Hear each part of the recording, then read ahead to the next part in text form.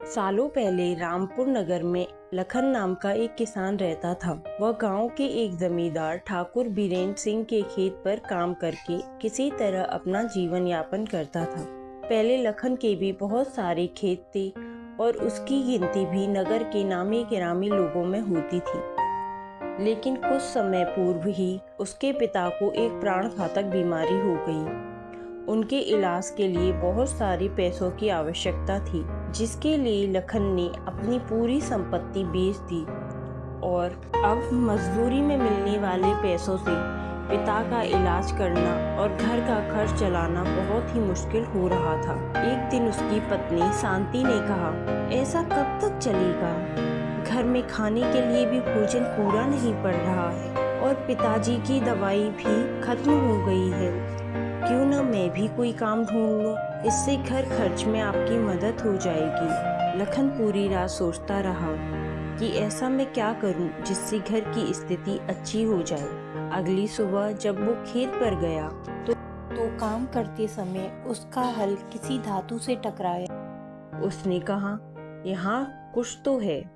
उसके मन में विचार आया, कहीं सोने का घड़ा तो नहीं, जैसे कहानियों में होता है। और उसने खुदाई की तो उसमें से एक पीतल का पतीला निकला। उसे देखकर लखन दुखी होते हुए बोला, काश यह पतीला सोने का होता तो मेरी सारी परेशानियां हल हो जाती, पर यह तो पीतल है। और वहीं बैठ गया। सोचने लगा, इतनी देर हो गई है, शांति अभी खाना लेकर नहीं आई, बड़ी भूख लगी है। तभी शांति खाना लेकर आई। उसने खाना पतीले में रख दिया और लखन से बोली, आइए खाना खा लो। लखन बोला, घर पे सबने खाना खा लिया।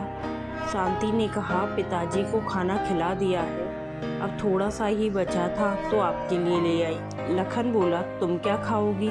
मैं तो पानी पीकर भी रह लूंगी, आप खा लो। और खाना लेने पतीले के पास पहुंची। सामने का नज़ारा देख उसे कुछ समझ नहीं आया और लखन को बुलाने लगी, अजी सुनिए, ये देखिए, मैं तो घर से 2 रोटी और दाल लाई थी, यह तो पूरी पतीली दाल और रोटी से भर गई है। इतना सारा खाना कहाँ से आया और यह पतीला कहाँ से आया? लखन बोला, यह पतीला तो मुझे खुदाई करते समय खेत से मिला है। वह दोनों सोचने लगे कि कहीं यह पतीला जादुई तो नहीं। अब लखन ने पतीले में अपनी कुदाल डाल दी और कुदाल डालते ही पतीला कुदाल से भर गया। लखन और शांति को समझ आ गया, यह कोई साधारण पतीला नहीं बल्कि जादुई पतीला है। वह दोनों खुश हो गए और भरपेट भोजन किया। अब लखन जादुई पतीले में थोड़ी थोड़ी दालें, अनाज डालता और उन्हें अधिक मात्रा में बनाता और शहर जाकर उन्हें बेच देता। अब लखन की आर्थिक स्थिति धीरे धीरे अच्छी हो रही थी। एक दिन शांति ने लखन से कहा, हमें इस पतीले का राज सबसे छुपा कर रखना होगा। अगर ठाकुर को पता चल गया तो वह यह पतीला हमसे छीन लेगा। दूसरी तरफ ठाकुर बीरेन्द्र सिंह को यह पता चल चुका था कि लखन बाजार जाकर सामान बेचकर खूब पैसा कमाता है। वह सोचने लगा, आखिर लखन के पास इतना राशन आता कहाँ से है। एक दिन ठाकुर लखन के घर आया। जब वो आया तो उसने देखा शांति पतीले में थोड़ा सा गेहूं डालती और पतीला गेहूं से भर जाता। लखन उस गेहूं को बोरी में डालकर रखता जा रहा था। तभी बीरेन्द्र सिंह अंदर आया और बोला, यह पतीला तुम्हें कहाँ से मिला है? कहाँ से चुराया है तुमने? इतने में शांति बोली, यह हमने कहीं से चुराया नहीं है, यह तो हमारा है। ठाकुर बोला, झूठ मत बोलो, मैं तुम्हें राजा के पास ले जाऊंगा, सच सच बताओ, यह पतीला कहाँ से आया? तब लखन ने कहा, मालिक, यह पतीला तो मुझे आपके खेत से खुदाई करते समय मिला था, मैंने इसे कहीं से चुराया नहीं है। ठाकुर बोला, फिर तो यह मेरा हुआ, सीधे तरीके से दे दो। शांति ने कहा, नहीं नहीं, यह हमें मिला है तो हमारा हुआ। ठाकुर बोला, अच्छा तो तुम नहीं दोगे, तो चलो मैं तुम्हें राजा के पास ले जाता हूँ। अब यह मामला राजा के पास पहुँचा।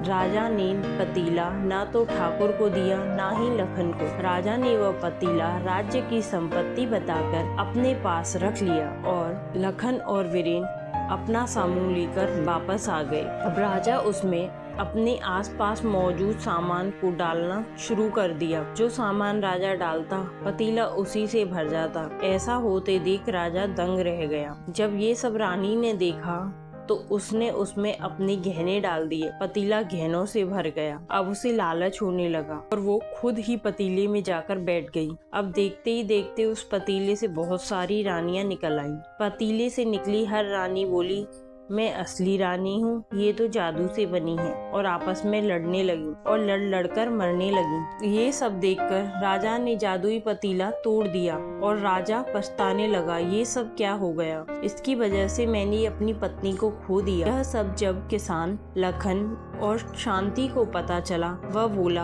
अच्छा हुआ हमने जादुई पतीले का गलत इस्तेमाल नहीं किया। रानी ने अपने लालच और मूर्खता के कारण अपनी जान ही गंवा दी। तो देखा दोस्तों, हमें किसी भी चीज का इस्तेमाल करने से पहले थोड़ा सोच समझ लेना चाहिए। किसी भी चीज की अति हानिकारक हो सकती है। आपको ये कहानी कैसी लगी? अगर अच्छी लगी हो तो प्लीज मेरे चैनल को लाइक, शेयर और सब्सक्राइब करें। Thank you. Thanks for watching.